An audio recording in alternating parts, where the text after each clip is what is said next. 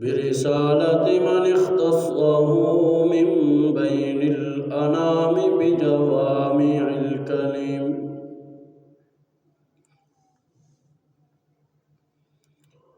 وجواهر الحكم، صلى الله تعالى على خير خلقه محمد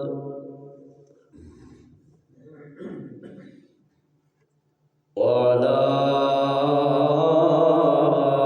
آله وصحبه وبارك وسلم تسليما كثيرا كثيرا.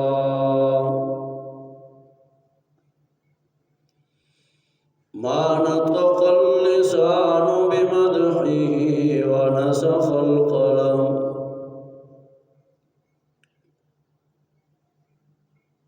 صاحب التاج والمعراج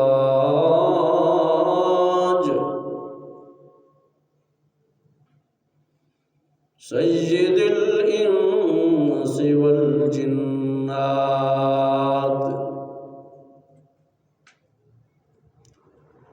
محبوب رب الأرض والسماوات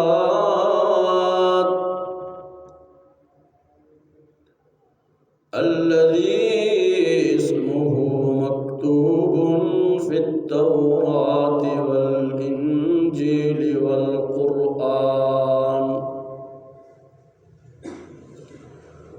أرسله الله تعالى بالحق بشيرا ونذيرا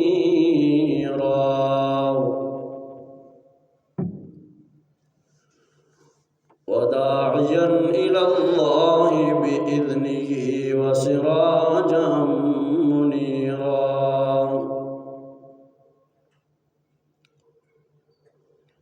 أما بعد فأعوذ بالله من الشيطان الرجيم. بسم الله الرحمن الرحيم.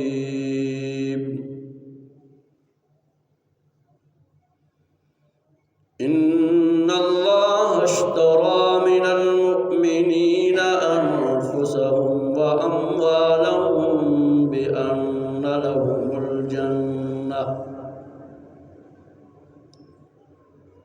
يقاتلون في سبيل الله فيقتلون ويقتلون وعدا عليه حقا في التوراة والإنجيل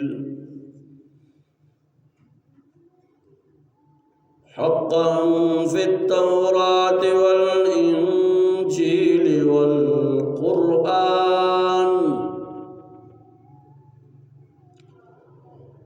وقال تعالى في القرآن المجيد والفرقان الحميد: من ذا الذي يقرض الله قرضا حسنا فيضاعفه له أضعافا كثيرة. قال الله تبارك وتعالى في القرآن المجيد: إنا أعطيناك الكوثر فصل لربك وانحر إن